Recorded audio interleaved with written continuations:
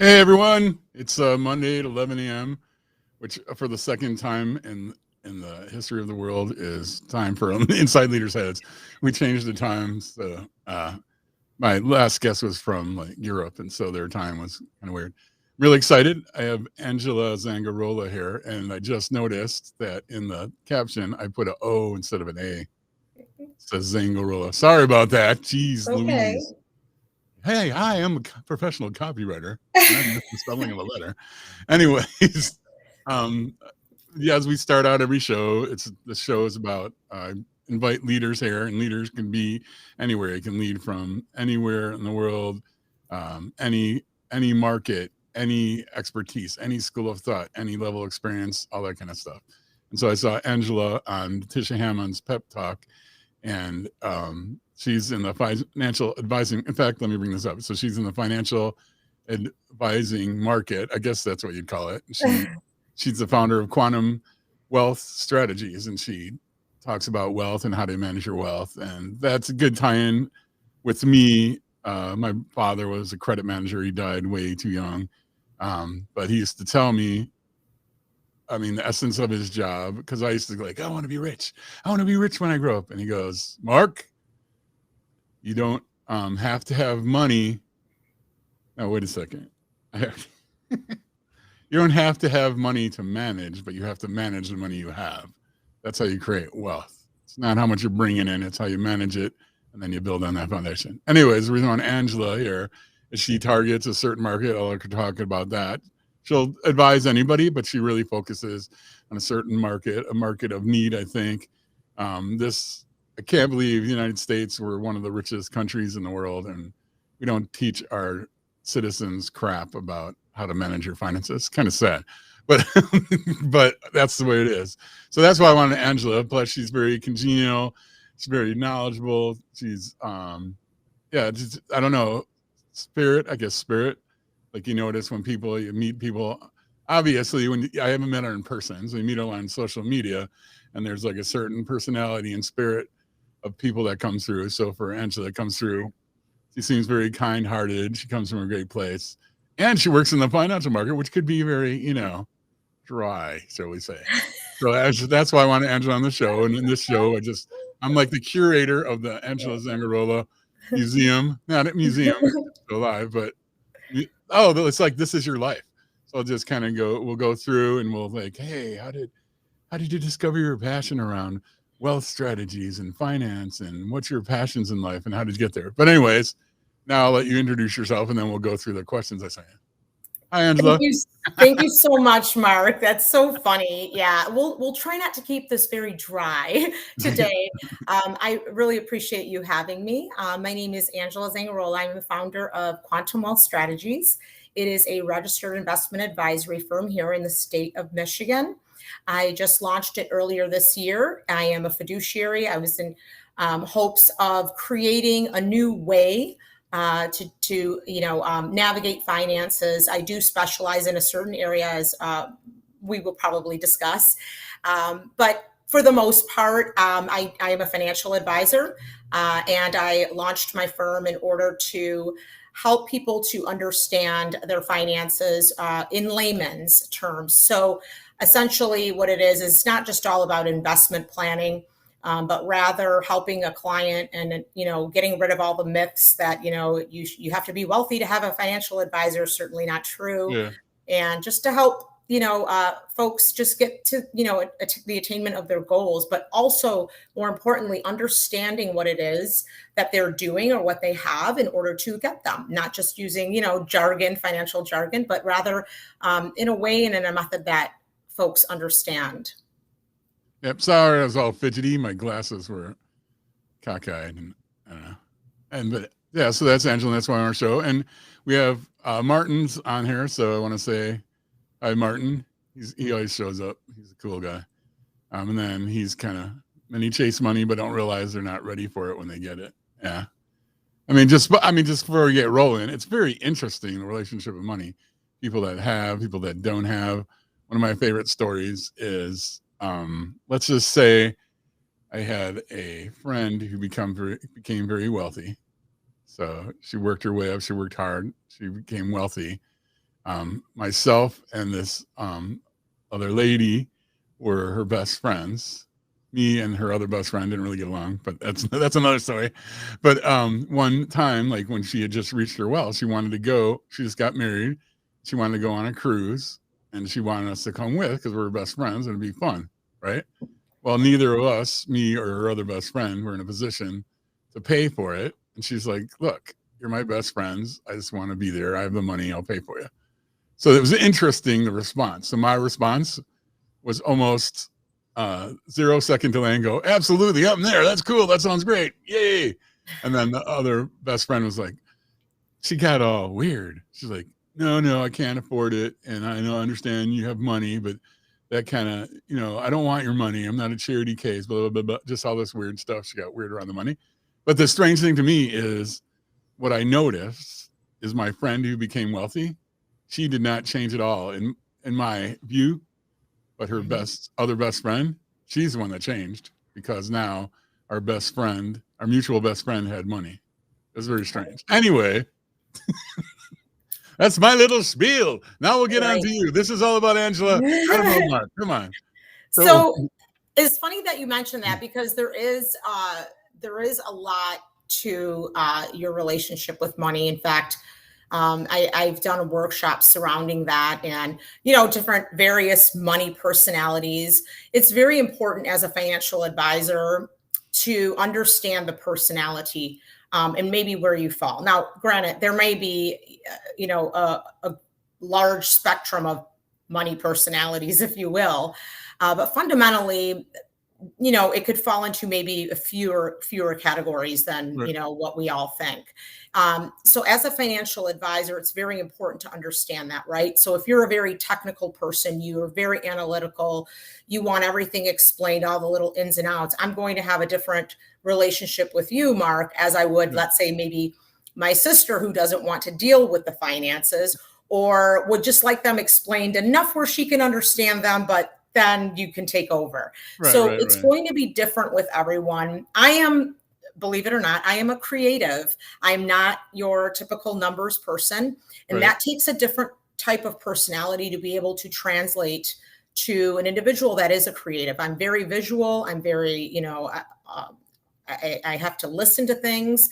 So it just isn't enough sometimes when you're explaining something, a chart or a graph. Sometimes that's just not enough. And you might need to use, creative analogies. And that's what I do. Right. I don't like to use, there's no reason to complicate it any further. A lot of folks do have, it's just generally known there's a lot of fear and anxiety around money. Yep. And if we really, kind of peel back the layers, we will find a lot of the things go back to our childhood or how we were brought up with money, whether our parents constantly thought about money or it was always lacking. And we see that translate in our today's world or our financial situation. Well, and our society sucks around money too.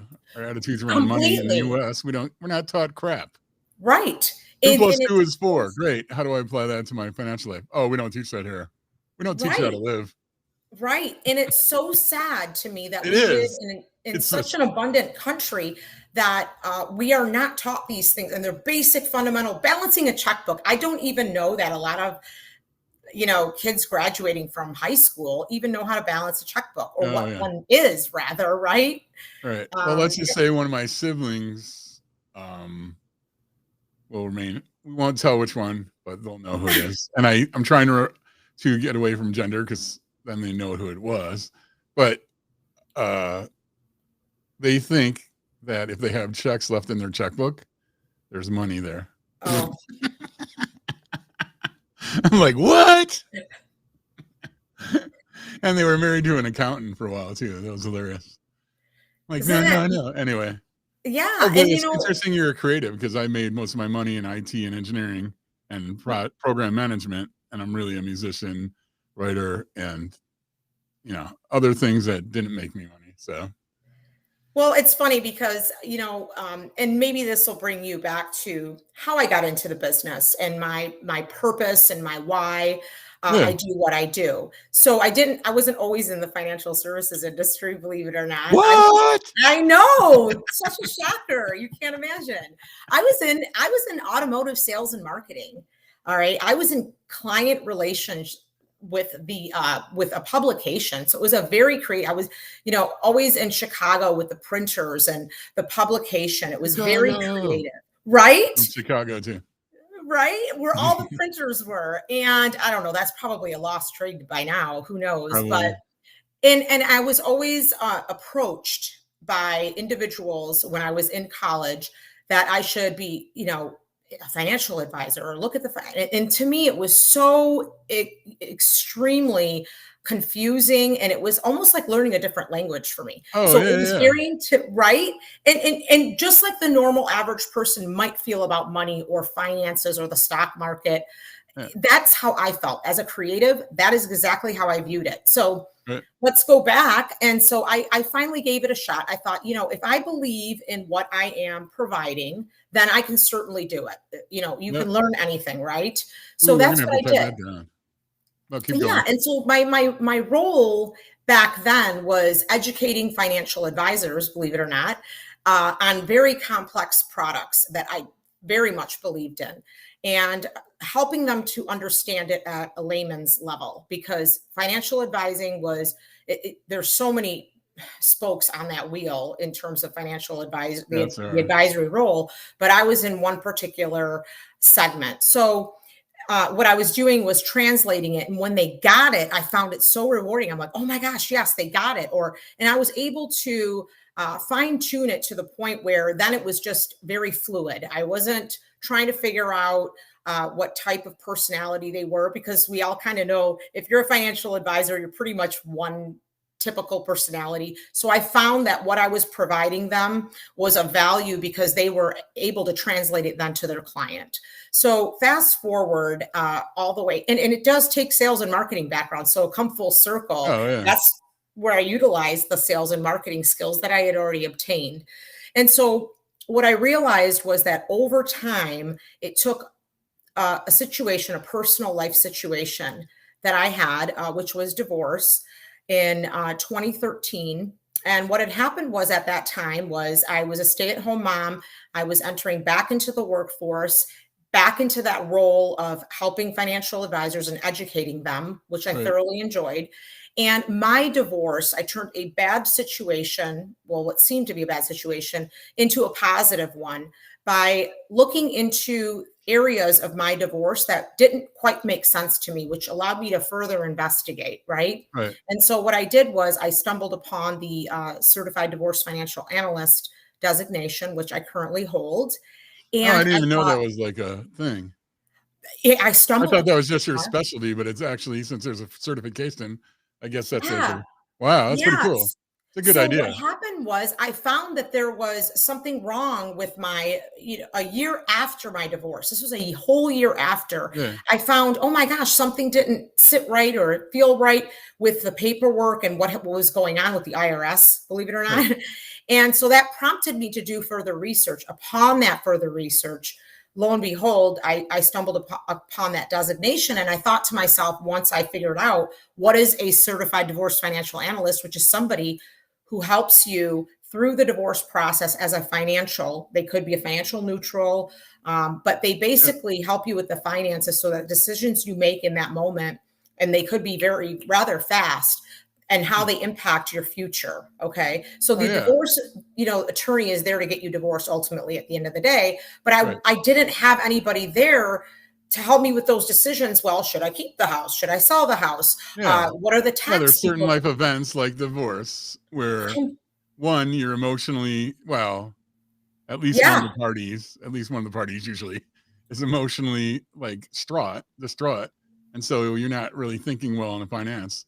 When someone dies or someone health situation changes and you got to take care of that's that too. So yeah, this is perfect. I'd say this is one of the big three is divorce. Totally, Mark. You hit the nail right on the head. There's an emotional fog. It doesn't matter if you're the brightest person, the most analytical person, you've got all your I's dotted and T's crossed. When you're a life event comes at you full force, where you're forced to make very fast decisions. I don't care if you are skilled and schooled in finances like I was at the time. Yeah. Logic goes out the door. And oftentimes what I find, and what's very frustrating to me, is the noise. I call it the noise, which is, hey, that happened to my brother-in-law and he came out with this, or my sister didn't end up with this outcome. And there's a lot of noise. And so it's very hard for somebody that is in that position to make their own decision. And that is what I am hoping to achieve, and why I launched my firm, because I'm hoping to serve others that are in that moment of, I call it emotional fog, that they are able to get the clarity they need so they can make those informed decisions. I'm not making the decisions for them, Mark, right? But you can educate them along the way so they can better be informed on the decisions they have to make, not for just now, but maybe 5, 10, and 20 years from now. And that is why I do what I do, and why I'm so passionate about what I do, because I went through it myself personally. So not only did I have that financial background, but I stumbled upon a designation that I 100% knew, oh my gosh, this is such an underserved life area. Experience, and then So it was so underserved. And a lot of folks don't even know that it exists, because they think my attorney will take care of it all. No, they won't. No, they won't. No. They will not. And it really is the rest of your life. What are you going to do with your future? And this is not maybe just for yourself. It could be impacting your children and their education, and where you're going to live. So these are the things that I like to bring to the table, whether it is divorce, like you said, Mark, or the loss of a spouse, because the loss of a spouse, that's a whole different animal. I mean, they go through stages of grieving. Divorce, albeit, yes, of course we do too, but you're forced to make these decisions that are so quick that hindsight's 2020, right? And the analogy I love to use is this: imagine your house is on fire. You've got 15 seconds. Angela's giving Mark 15 seconds. Grab 3 of the most important things, Mark, and get out the door. And then Mark comes back to his house and is like, oh my gosh, I got my dog, I got my kids, I got my art, whatever it is, 3 items you grab, Mark. I don't know what they are. Maybe your guitar. And then that's what would be the third thing. Right? My fiance, my guitar, and my fiance, my dog, my guitar, that order. There you go. But what about maybe the classic vinyls that you had sitting there that are worth, maybe they're money. You know how many vinyl I have? Right? How many do you have, Mark? Over 12,000. See, you forgot the vinyls. How would you feel? Oh, those are heavy though. I would have died. Right? I would have died getting them out. So the point of the matter is, I know. When you come back to that home, Mark, and you see it all in ashes, and that fog, that emotional fog that we all went through, when that dust settles and you are able to think clearly, and oftentimes it takes about a year, it could take longer, especially in a grieving period, you're going, oh my gosh, my vinyls, why didn't I? And so the whole point of the matter is that there are certain things, even in financial planning, that you can do to at least maybe mitigate some of that risk, or circumvent some of those, I forgot, oh my gosh, and prepare you better for whatever it is, that if it's an unexpected event, or it's a goal that you're hoping to achieve, I'm trying to buy a house, or I want to save for a car, or maybe it's just getting out of debt, right? So my whole point of this is that the financial advisor role has changed. The evolution of it has changed. We're not, boiler room, calling you hot penny stocks. That's just not the way it is. It's very holistic. At least this is what I hope to achieve and bring to the table, is the way that we are financial advisors today is different than it was in maybe 1980s. And there is a different interpretation and communication. I don't sit across my client, high on my desk while they're, no, not at all. It shouldn't be like that. It should not be intimidating. It shouldn't be fear and anxiety. And that's what I'm hoping to bring, is the education that goes along with finances, so that, hey, Mark, if you understand a mutual fund, by Angela's interpretation, or giving you the explanation of, I just think of it as a candy bar, a bunch of stocks in a candy bar, then Mark's got it, right? I mean, it just takes that communication, understanding your client, and just basically serving others, hoping to give them some inspiration and some motivation, even to take one step forward, Yeah. even an actionable step Yeah. to And then, I achieve. mean, not to get off subject, but things like mutual funds and IRAs and 401ks have lots of penalties. Yeah.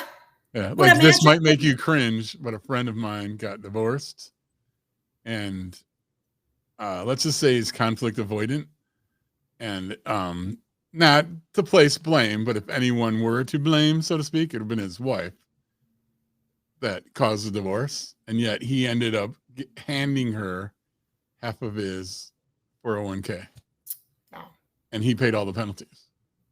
So yeah. not only did he pay her half of what he was saving up for at that time, he was probably into it with 12 years.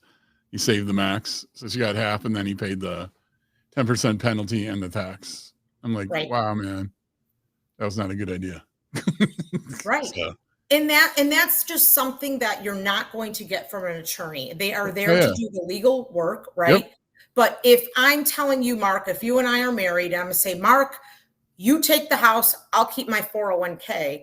Well, let's see, maybe they're not such equal assets. This Right. is where we come in to do the work. We're trained to ask all of the questions. And my gosh, I can tell you some horror stories about things that were split that were not supposed to be split because, Mark, you had a little pension before we got married that all of a sudden just turned up in your settlement as a 50-50 split. And Angela walks away with half your pension. What? Yeah.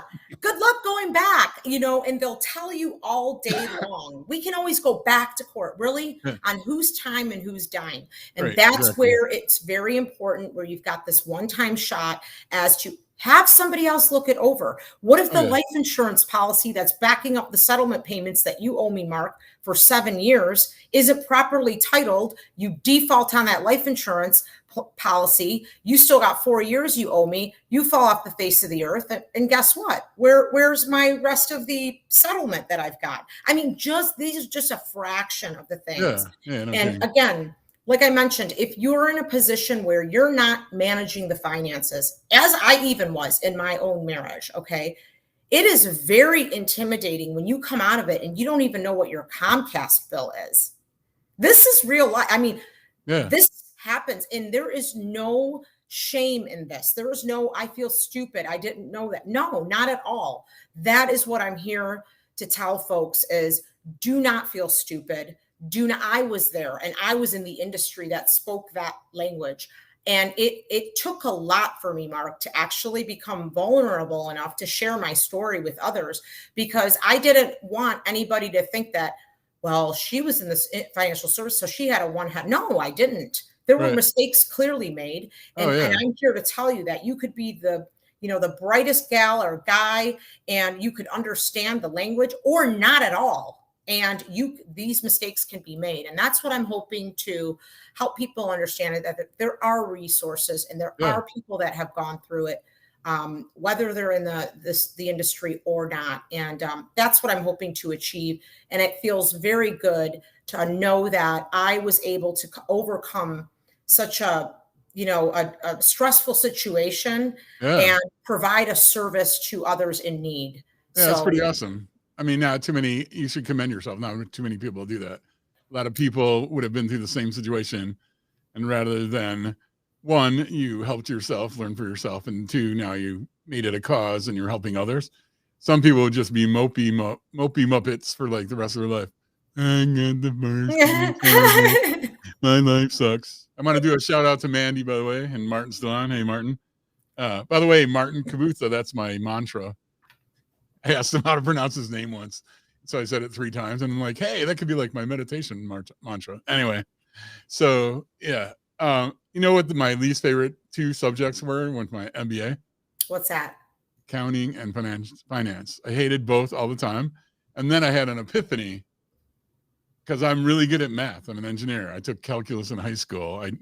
I just a whiz at math, but I hated accounting and finance. And then I figured out, because I had a really good professor, and I'm like, and I'm good at English too. That'll come into the story. So I took credit to mean like the English, if you looked in the dictionary, what it would say for credit. Well, in accounting, that means crap. That doesn't mean anything.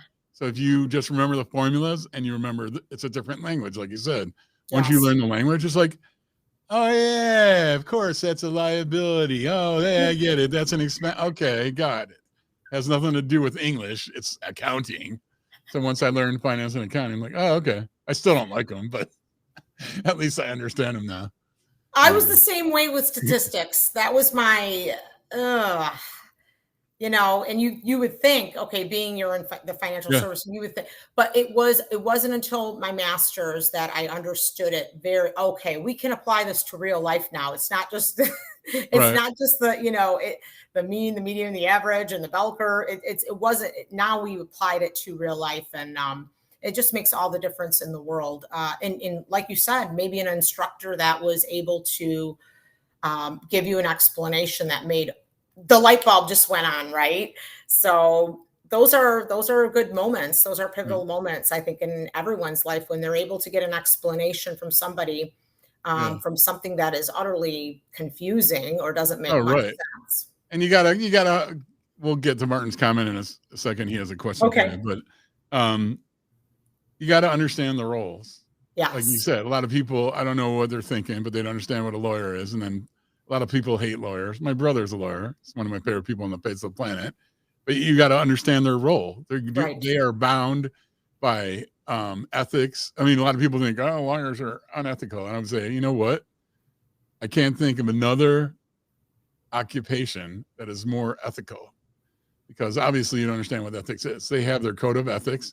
And if anyone is found to violate them, they are no longer members of the club. You can lose your bar, your accreditation. So anyway, but but if you don't understand their role, they're not a financial advisor. And then it's another sad thing. Most doctors have no nutritional education whatsoever. And yet we'll look to doctors, let tell you, they don't know. If they got a special course, they do. Anyway. But I got a whole story about roles, but I'm not going to get it. It's just know who you're hiring, what their knowledge is, and what you can get from them. Otherwise, you're going to get in trouble. Anyways, here's the question. If he gets rich after his divorce. Oh, my goodness. Way to go, Martin. So I'm not obligated to answer anything like from a legal or tax perspective, but. Oh, okay. That's true. So I can't give any, tax or legal advice. But he's a financial advisor, not a lawyer, Martin. Right? But if you get rich off of your divorce, then that means that. Oh no, I think he was saying they get divorced, and then he does something like an investment or a job, and he gets rich after the divorce is over. Has nothing to do with the divorce. Correct. That's all there is. Depending on, let's say there's something tied to it. So let's just say the divorce was, clean, black and white, you signed, it's over. That's one thing to say, okay, the assets have been divided. I can't go back and try to get, 10% more from what I, was already divided.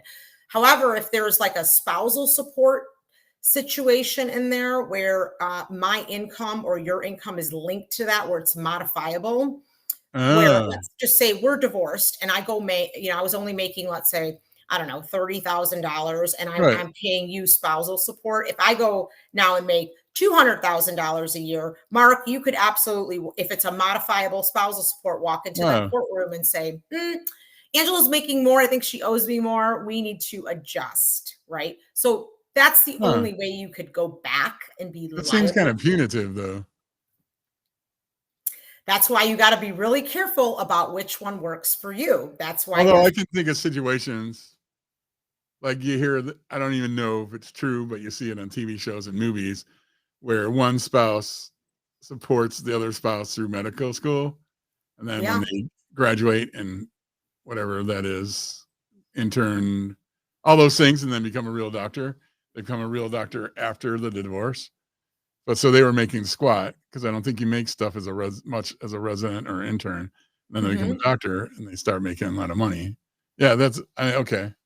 Yeah, but to me, it's got to be a situation like that. Otherwise, it's punitive. It's like, no, you know what? You were bringing me down. So that hurt me in the love department, and that hurt me in the occupation department. And then once I got rid of my baggage, I was able to find myself, and then I became wealthy because I found myself and lived my life. Anyway, Right. that seems weird though. Yeah, I mean, there are situations where if let's say I was a stay-at-home mom and Mhm. then you, Mark, paid me spousal support for 2 years so I could get back my let's say go get a degree, and then Angela suddenly skyrockets into this Right. career where I'm making money hand over fist. That's you can't go back and Right. say, "Oh, well, she got rich now because I got her that 2-year degree." No, it doesn't work that way. It just doesn't because I could go out and do it myself without having a degree Uh, with an ice cream stand, at the end of my driveway, right? It doesn't matter. right. So, or even with an investment, let's say you divided an asset that Angela invested in something else and made a killing on it. Oh It yeah. is what it Yeah. is, right? Yeah. So there's just little nuances. I think a lot of folks do get really lost in translation when it starts becoming, well, somebody proposes, maybe one spouse proposes, this should be the way that we divide things, and it Right. doesn't really quite feel right or sound right. And Yeah.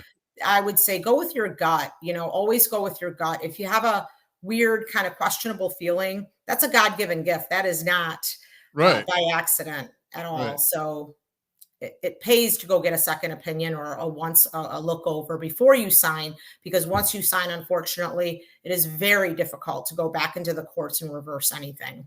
Yeah. So what are some of the when you help someone out, what are some of like the emotions or thoughts you have like afterwards when you've helped them out? Because there's a reason for this question, because then we'll get to where you have those thoughts and emotions elsewhere in your life. Because Yeah, to me, those are the passions.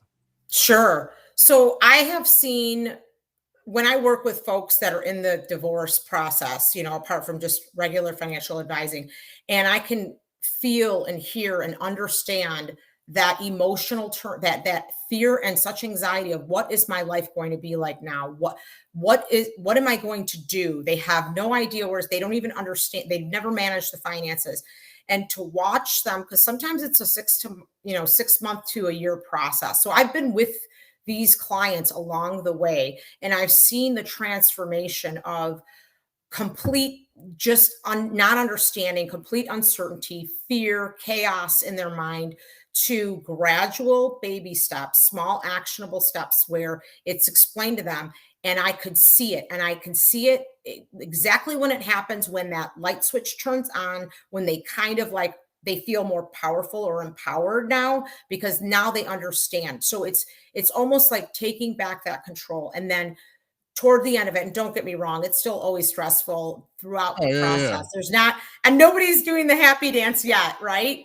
No. But when they come out of it, when these folks come out of it and they feel like, okay, this is okay, whatever it was, how it was sliced and diced up as far as the marital pie, I'll call it, of Mhm. assets, I don't care if it's $25,000 or $1 million, whatever it is that they come out with, and whatever problems that occurred along the way, if there were any, to get it, they feel so much more empowered that now, hey, I've got some control back in my life. Right. I understand.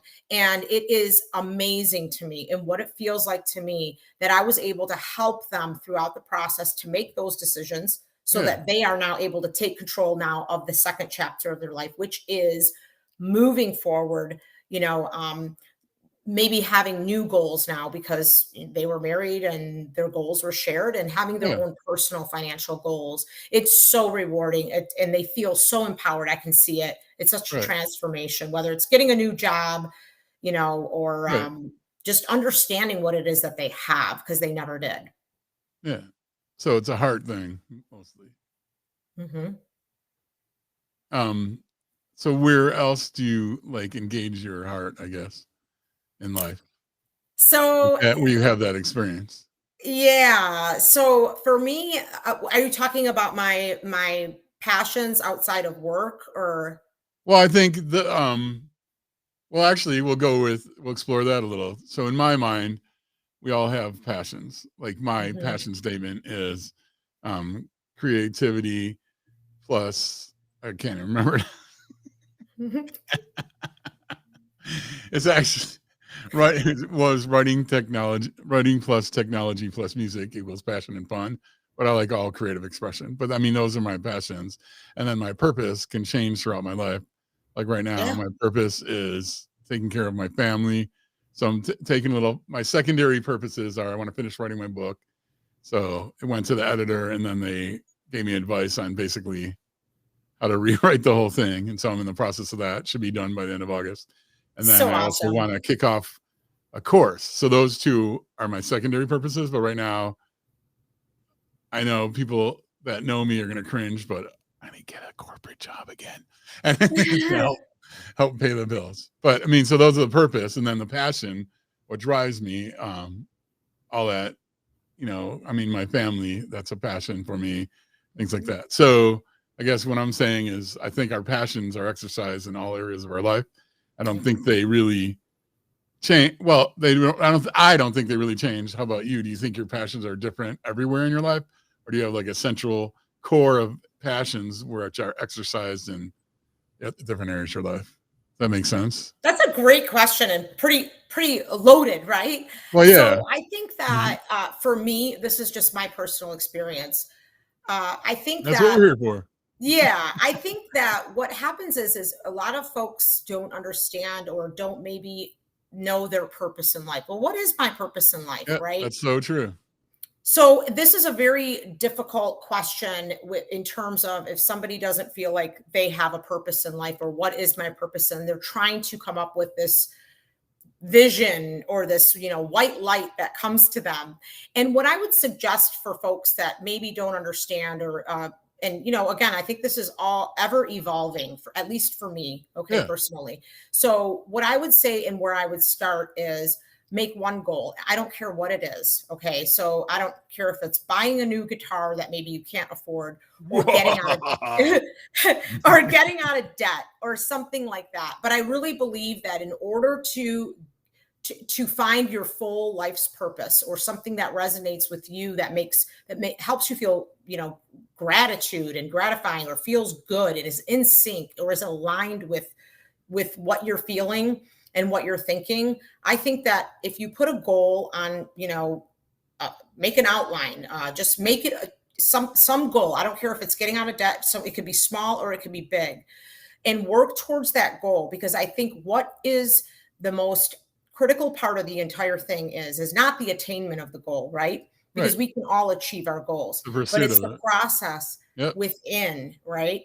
And what you find is that you find out so many other little things about yourself. For me, one of my biggest deviators is fear. And that goes back to, and it was learning to manage the fear, right? Right.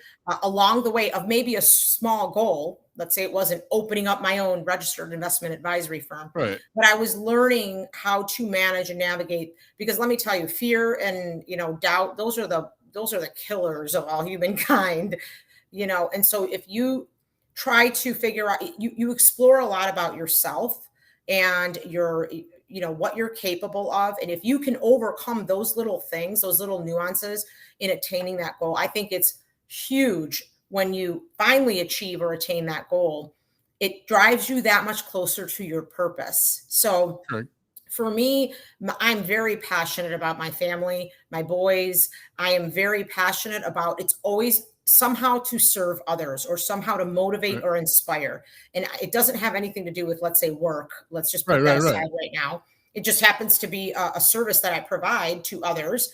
But if Right. I can inspire, whether it's creatively or helping somebody to understand something they may have not, or giving an interpretation to my sons that are 12 and 13, giving them some insight on or a different way of looking at things, then I've done my service, I've done Right. my job. And it has to feel good, because oftentimes what we confuse it with is textbook. This is what you should do. This is what we were taught to do in school. Our mom and dad told us, no, these are the rules. And Right. sometimes if it doesn't feel good when you're in the rule, I'm not saying go violate the law or anything like that, but but sometimes you feel like you're wrong when you have that feeling inside of an idea. Those are God-given gifts. When you have an idea about something, you should pretty much follow it. And then when you find other people showing up in your life or circumstances, and I'll give you a perfect example. I thought about opening up an RIA firm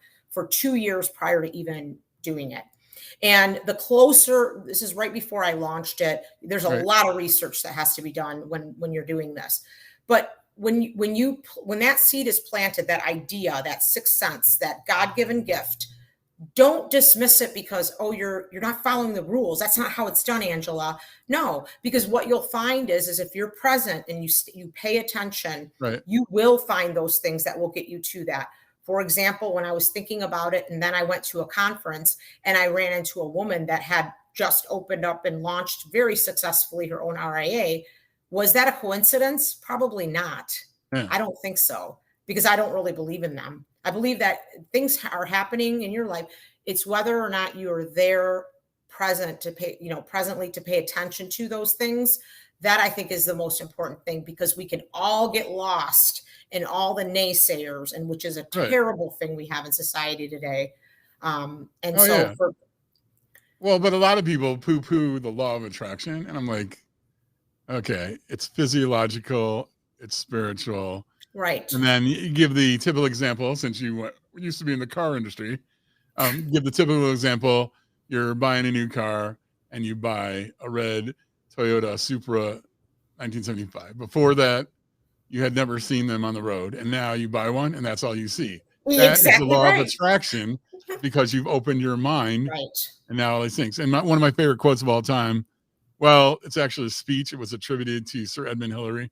Apparently he didn't say it, but it was based on a Goethe boldness has genius, whatever you can dream and believe, do it. You can achieve. The providence will, it's just like whatever you dream, and then once that you have that law of attraction, then providence will provide, meaning that the world around you, all of a sudden, that person you talked about, you're doing the IRA, all of a sudden you meet this Right. person.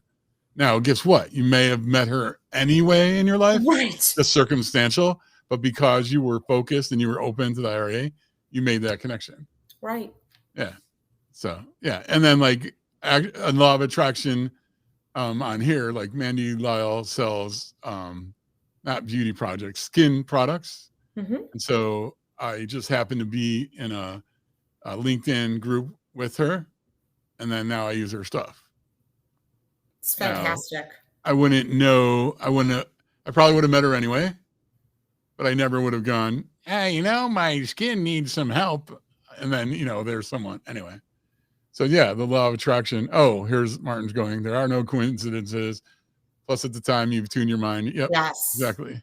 And so the only thing, so I heard helping people, making a difference, all kind of stuff. And then I heard with your kids and just all general. So yeah, I believe our purposes are one or two at a time, and it has to do with your goals. And then our passions, I think that they don't change over a lifetime. The sad thing to me though, is you were saying a lot of people are looking. I think most people are not. I think most people are the Walking Dead. I hate to say it that way, but they're the Walking Dead for whatever reason. Something happened in their life, or they were told they weren't worth it, or they accepted they weren't worth it for various reasons. And now they either go to a job or don't have a job, and they just live their life. And kind of like the EKG. So EKG, if you're alive, it goes like this.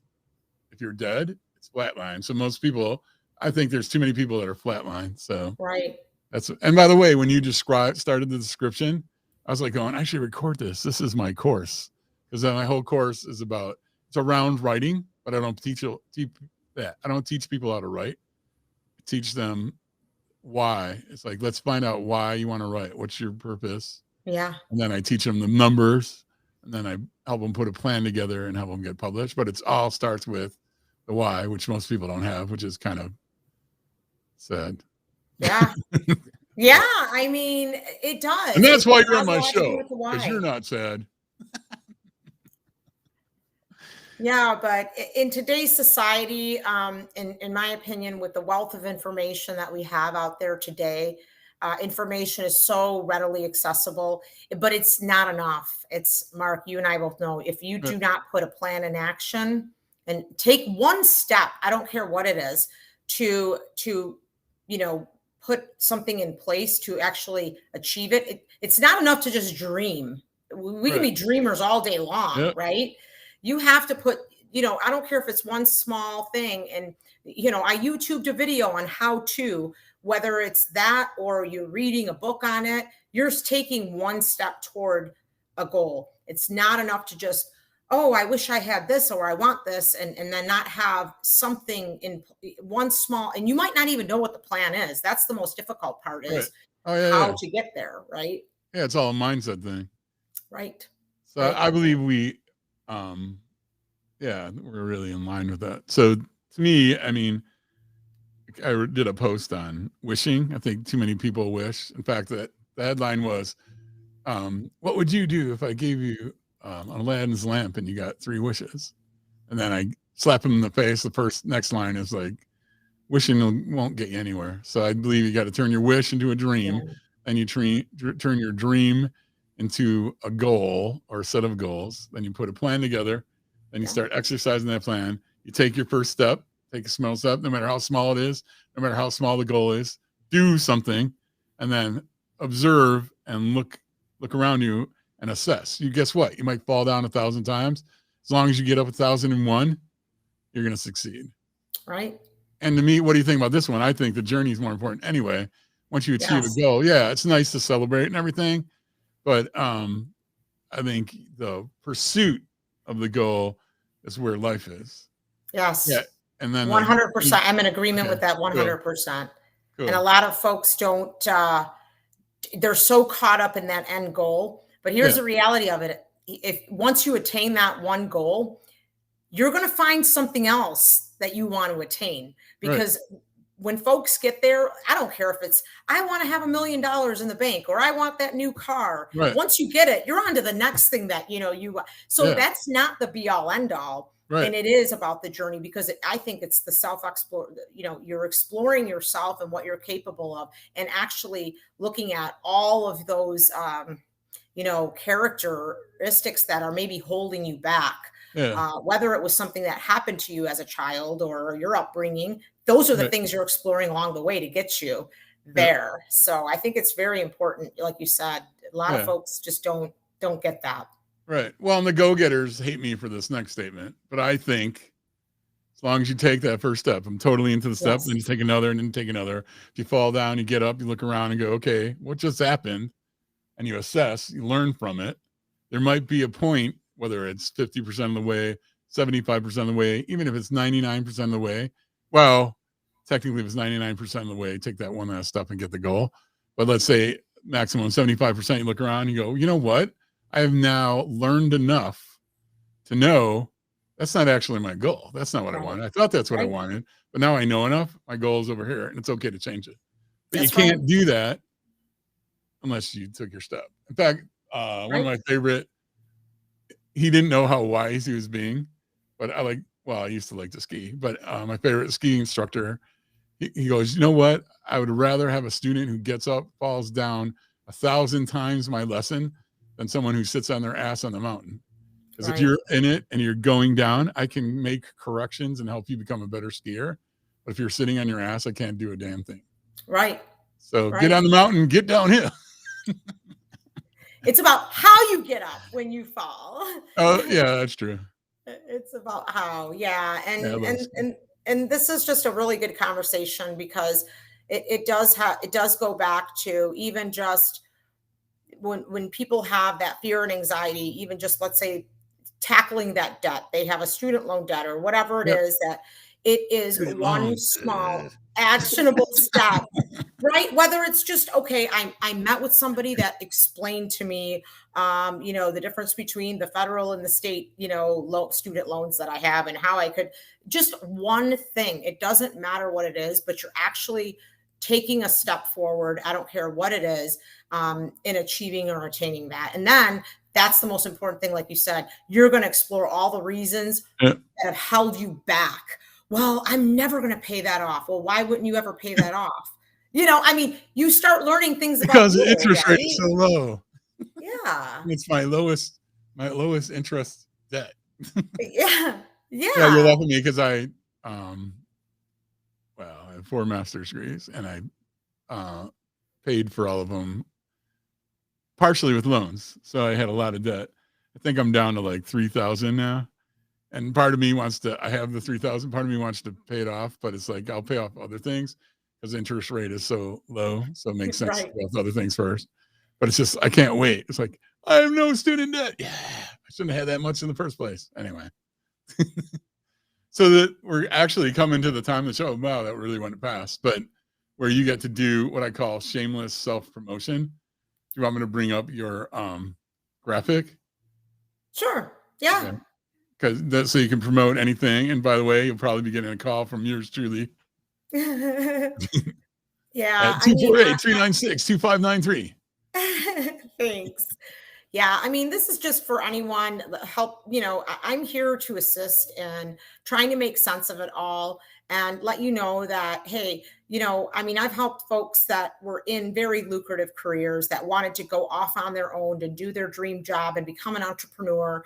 And they just don't see how they can pull away from their very lucrative job and go on and do their dream job. And I'm here to tell you that with good and proper planning and some assistance along the way, you'd be surprised what you can see, or what that you're capable of, rather, with a proper plan in place. I do educational workshops pretty much monthly, whether it be on the divorce arena or just all areas of financial planning, just to Is that help individual educate. one-on-one or is that like a group?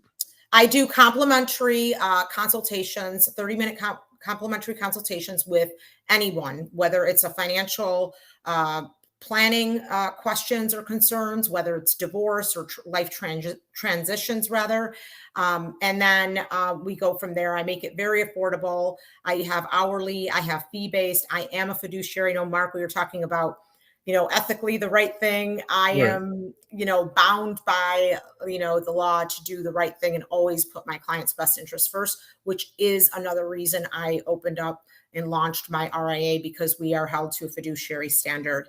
And that is what I wanted to provide, is that transparency and that clarity for folks without, any, funny business. And, just really be of value and be of service to people that are really in need, and not have them think that, financial planners are for the wealthy. They're certainly not. Right. That's Oh, that's no. very mythical. Yeah. You don't have to have money to manage it, but you have to, it's how you manage the money you have. Right. So I should have asked this before. So for the IRA thing, does that mean you have a fund, or what does that mean? Well, Oh, what is? did I say? Were you talking about when I said RIA? Oh, RIA. Sorry. Yeah, What's because RIA? I'm sorry, and then, see, that's where I a registered investment I have advisory firm. dyslexic hearing. No, it's okay. We've got a lot of acronyms, and I shouldn't have said that. That's my bad, because that's what I don't want to come across as. RIA is a registered investment advisory firm. We fall Oh, under a fiduciary. Yeah. So if I'm an insurance agent, which I have an insurance license, right? To call myself a financial planner is a little bit of a stretch. And in fact, they're trying to change that. So I'm held to a higher standard. Yes, is that it? exactly. Registered Okay. investment advisory firm. Oh, advisory. And that's what I am. And, hoping to just bring some transparency to folks. Okay. Well, I'm going to call you registered. I'm going to correct this first, but I don't want to leave on the wrong hat. Advisory. Registered investment advisor. There you go. Yes. Yeah. Okay, cool. So I know I'm dyslexic, but I never had dyslexic hearing before. Like, all right, I kept saying, all right. I'm like, wow, you have your own fund? So you're What? learning something new about yourself, even in this call, Mark. That's right. Yeah. Well, I mean, yeah, I've had dyslexia all my life.